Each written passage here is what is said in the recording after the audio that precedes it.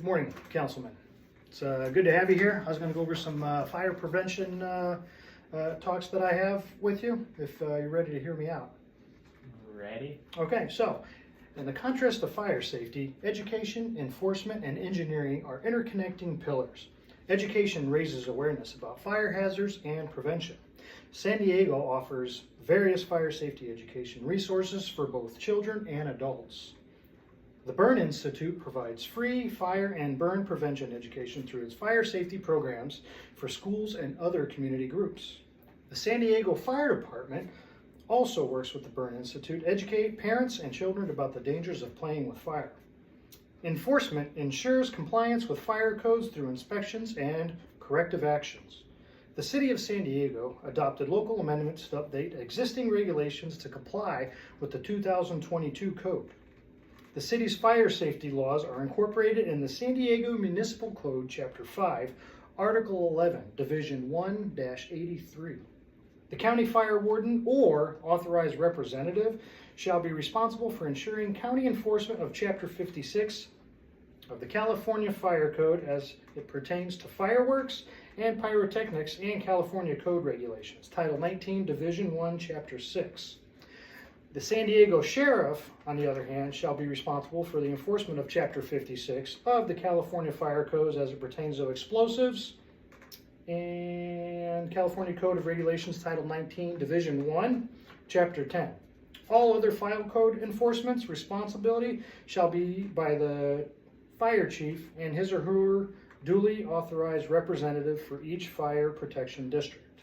Do you have any questions on that? No. Okay. I don't. I'll go on.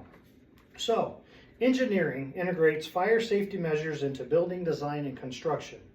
In San Diego, fire codes are enforced through routine inspections by fire inspectors with violations requiring timely rectification or facing potential legal consequences. In the San Diego area, occupancy enforcement focuses on ensuring buildings and properties meet safety and zoning standards.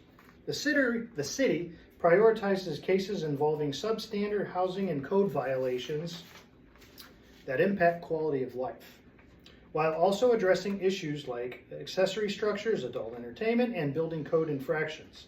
Enforcement actions can range from fines to public nuisance abatements. New buildings must meet fire safety standards during planning and construction, while existing buildings are assessed and retrofitted as needed.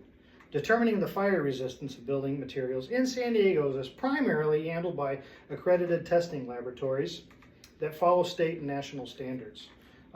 So, the California State Fire Marshal sets program standards for fire alarm systems, roof coverings, wall assessments, and other materials. Products must be tested by accredited laboratories tested here locally in the state of California. Which falls under the International Code Council, ICC, and is in its evaluation services. So the ICC develops building codes that set requirements for fire-resistant construction, and it issues evaluation reports that verify products comply with these codes, often based on tests like the NFPA 285, the National Fire Protection Association, right? So, NFPA creates a fire safety codes and standards like 285, which covers exterior walls, and 286 for the interior materials that are often referenced in building regulations. Unsafe structures often exhibit inadequate fire protection measures like improper exit access or lack of fire-resistant material. Here in San Diego, Type V, which is wood frame construction, is most likely to pose the biggest hazards for potential conflagration and fire spread.